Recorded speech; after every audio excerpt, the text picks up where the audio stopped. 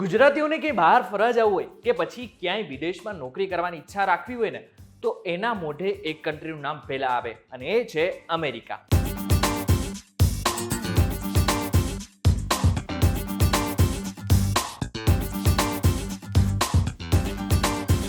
આમ પણ અમેરિકા ઘણું સુંદર અને વિકસિત કન્ટ્રી છે, એટલા માટે થઈને ગુજરાતીઓ મોટા પ્રમાણમાં ત્યાં જતા હોય છે. પરંતુ ઘણા બધાના વિઝા કેન્સલ કરી નાખવામાં આવતા હોય છે. હવે એની પાછળનું કારણ ઘણા બધા હોઈ શકે છે, પરંતુ એક કારણ એ છે કે એમને જે ઇન્ટરવ્યુમાં પ્રશ્ન પૂછાયેલા છે ને એનો જવાબ એને ખોટો આપેલો છે. ત્યારે તમને પણ એવો પ્રશ્ન થતો હશે કે ઇન્ટરવ્યુમાં એવા કયા પ્રકારના પ્રશ્ન પૂછાતા હશે કે જેને કારણે ઘણા બધા ગુજરાતીઓ રિજેક્ટ થઈ જતા હોય છે. જો તમારે જાણવું છે કે ઇન્ટરવ્યુમાં કયા પ્રકારના પ્રશ્ન પૂછાતા હોય છે તો આજનો વિડીયો તમે પૂરો જોઈ લેજો. Hello, ladies and gentlemen. This is your captain speaking. We'll be landing in the airport in just a few minutes. Hello guys, welcome to way to વિદેશ એન્ડ માય નેમ ઇઝ કરણ ચરોતરા. હવે આપણી આસપાસના ઘણા બધા એવા લોકો હશે કે જેઓને અમેરિકા જવું હશે પરંતુ એમની જે ઇન્ટરવ્યૂ છે ને એ પાસ નહીં કરી શકતા હોય. હવે જે લોકો નથી ખબર એ લોકોને કહી દઉં કે મોટાભાગના કન્ટ્રી છે એ ઇન્ટરવ્યૂ નથી લેતા, પરંતુ અમેરિકા જેવા દેશ ઇન્ટરવ્યૂ લે છે. એટલે કે તમારે અમેરિકામાં એન્ટ્રી કરવી ને તો તમારે સૌથી પહેલાં ઇન્ટરવ્યૂ આપવું પડે છે. હવે ઇન્ટરવ્યુમાં જે પ્રશ્ન પૂછાતા હોય ને એ તમે જે ફોર્મ ભરેલું છે ને એમાંથી જ કોઈ પ્રશ્ન પૂછાતો હોય છે. એટલા માટે જ એકવાર તમે જે વસ્તુ લખેલી છે ને એને 2 વખત વાંચી લો. તમે જે ફોર્મમાં લખેલું છે એને વાંચી લો. હવે એવું ન થવું જોઈએ કે તમને કંઈ પ્રશ્ન પૂછેલો અને ફોર્મમાં તમે કંઈક અલગ લખેલું છે ને તમે બોલો છો કંઈક અલગ. હવે જો એવી સિચ્યુએશન આવી જશે ને તો તમારા જે વિઝા છે ને એ કેન્સલ પણ કરી નાખવામાં આવી શકે છે. ફોર એક્ઝામ્પલ, તમે ફોર્મમાં લખેલું છે કે તમે જોબ કરો છો અને તમે જ્યારે પૂછવામાં આવે છે ત્યારે તમે એમ કહી દો છો કે હું કોઈ બિઝનેસ કરું છું. તો એવી સિચ્યુએશનમાં જે સામેવાળો વ્યક્તિ છે જે ઇન્ટરવ્યૂ લઈ રહ્યો છે એને એમ થશે કે તમે ખોટું બોલી રહ્યા છો, એના કારણે તમારા જે વિઝા છે એ રિજેક્ટ પણ કરી શકે છે.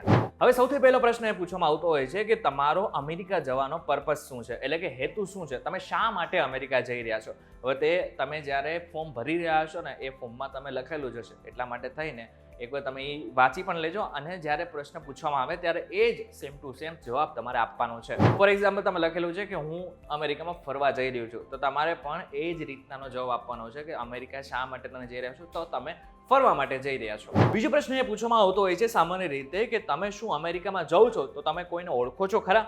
જો તમે ઓળખતા હોય તો હા પડવાની છે, જો નથી જ ઓળખતા ને તો સીધી ઘસીને ના પાડી દેવાની છે. ગોળ ગોળ ફેરવાની કશી જ જરૂર નથી. જો ઓળખો છો તો હા પાડવાની છે, જો નથી ઓળખતા તો ના પાડવાની છે. ત્રીજો પ્રશ્ન એ પૂછી શકે છે તમને જે ઇન્ટરવ્યૂ લેના છે એ કે તમે આખરે ભારતમાં રહીને કામ શું કર્યો છો.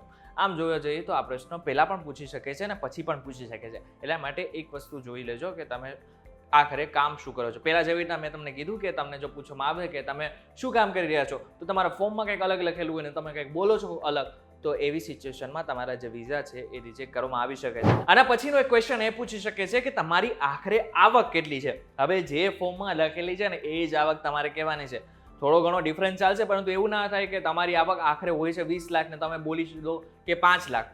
તમે ફોર્મમાં લખેલી 20 લાખ ને તમે બોલી જાઓ છો 5 લાખ, તો એવું નહીં ચાલે. એના લીધે તમારા વિઝા રિજેક્ટ પણ થઈ શકે છે. એટલા માટે એકવાર વેરિફિકેશન પણ કરી લેજો અને આને ખાસ કરીને એક વસ્તુ પણ એ પણ છે કે તમે ફોર્મમાં શું લખેલું છે એના પર પણ એક નજર કરી લેજો. હવે તમને પ્રશ્ન પૂછ્યો હોય છે કે તમારી વીકલી આવક શું છે અથવા તો મંથલી આવક શું છે, એ તમને પ્રશ્ન પૂછ્યો હોય અને તમે બોલી જાઓ કે તમારી વાર્ષિક આવક કેટલી છે. હવે આવું થશે તો જે આંકડો છે એમાં ઘણો બધો ડિફરન્સ આવી જશે. આમ તો જો કે આ નાની એવી ભૂલ છે, માફ કરી શકાય એવી છે, પરંતુ હા આના લીધે ઘણી બધી વખત ઘણા બધા પ્રોબ્લેમ્સ પણ થઈ શકે છે. એટલા માટે જ સવાલ ધ્યાનથી સાંભળો. આ પછી હજી એક તમને ક્વેશ્ચન પૂછી શકે છે અને એ છે કે તમે જે જોબ કરો છો અથવા તો તમે જે ધંધો કરો છો એમાં તમારો રોલ શું છે.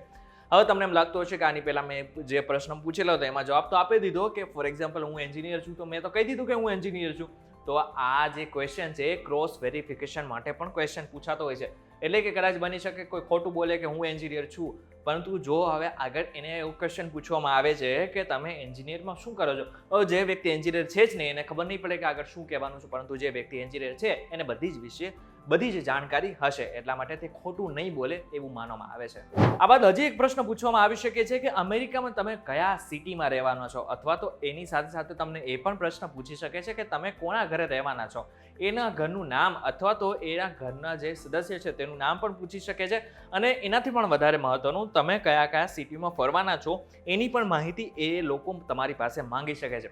હવે આ સામાન્ય માહિતી છે જે તમારી પાસે હોવી જરૂરી છે, એટલે કે તમને એટલી તો ખબર હોવી જોઈએ કે અમેરિકામાં તમે કયા કયા સિટીમાં ફરવાના છો. આ બાદ હજી પણ પ્રશ્ન પૂછી શકે છે જે સામાન્ય રીતે પૂછાતો નથી પણ કદાચ તમારી વારીમાં પૂછાઈ પણ શકે, એટલે કે તમારા પરિવારમાં કોણ કોણ છે અને એ પરિવારના સભ્યો શું શું કરે છે એના વિશે પણ એ લોકો માહિતી માંગી શકે છે. આની સાથે સાથે તમને એ પણ પ્રશ્ન પૂછી શકે છે કે તમારા પરિવારમાં આટલા બધા સભ્યો છે અને તમે એકલા જ અમેરિકા જઈ રહ્યા છો, એની પાછળનું કારણ શું છે. હવે બની શકે કે તમારી ફાઇનાન્શિયલ સ્થિતિ એટલી બધી સારી નથી કે તમારા પરિવારના આખા પરિવારને તમે અમેરિકા લઈ જઈ શકો, તો તમારે સીધું જ કહેવાનું છે કે મારી ફાઇનાન્શિયલ સ્થિતિ એટલી બધી સારી નથી કે હું મારા પરિવારને લઈ જઈ શકું. હવે આ બધા પ્રશ્નો તો તમને ખબર પડી જ ગઈ છે, કદાચ આટલામાંથી પણ વધારે કદાચ અલગ ક્વેશ્ચન પૂછી શકે છે તમને. પરંતુ હા, એક વસ્તુ તમારે ધ્યાન રાખવાની છે કે તમારે ખોટું બિલકુલ નથી બોલવાનું. જ્યારે પણ તમે ખોટું બોલશો તો તમારી બોડી લેંગ્વેજ આપોઆપ તમે એમને જણાવી દેશે કે તમે ખોટું બોલી રહ્યા છો. એટલા માટે ખોટું નહીં બોલતા. જે વસ્તુ સાચી છે તમારે સાચી રીતે અને સારી રીતે પ્રેઝન્ટ કરવાની છે.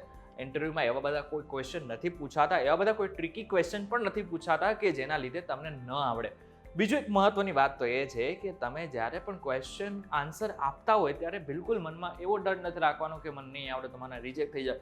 અરે પાસ થવાના હશો તો તમે પાસ થઈ જ જવાના છો, અને જો રિજેક્ટ થવાના હશે તો કોઈ પણ કાળે રિજેક્ટ થવાના છે. એટલા માટે ડર રાખીને જો તમે પ્રશ્નના જવાબ આપશો તો ચાન્સીસ વધી જશે કે તમારા જે વિઝા છે એ રિજેક્ટ કરવામાં આવે.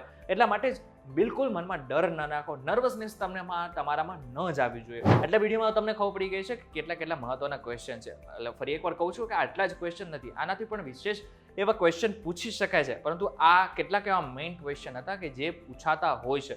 હવે વિડીયો તમને કેવો લાગે અમને કમેન્ટ કરીને ચોક્કસથી કહેજો. વિડીયો થકી જો તમને કોઈ ઇન્ફોર્મેશન મળી હોય તો વિડીયોને લાઈક અને શેર જરૂરથી કરજો. તથા આવા જ ઇન્ફોર્મેટિવ વિડીયોઝ માટે vtvgujarati.com સાથે જોડાઈ લેજો. અને આખે મહત્વની વાત, અમારી એક એપ્લિકેશન પણ છે કે જેની લિંક મેં ડિસ્ક્રિપ્શનમાં આપેલી છે. એ એપ સ્ટોરમાં પણ અવેલેબલ છે અને પ્લે સ્ટોરમાં પણ અવેલેબલ છે, જેમાં તાજેતરના બધા જ અપડેટ આપતા હોય છે, બીજા કરતાં પણ વહેલા. એટલા માટે જ એને એકવાર ઇન્સ્ટોલ કરી લેજો. અને હા, ફરી મળીશું એક નવા વિડીયો સાથે, એક નવા કોન્સેપ્ટ સાથે. ત્યાં સુધી મને રજા આપો. નમસ્કાર.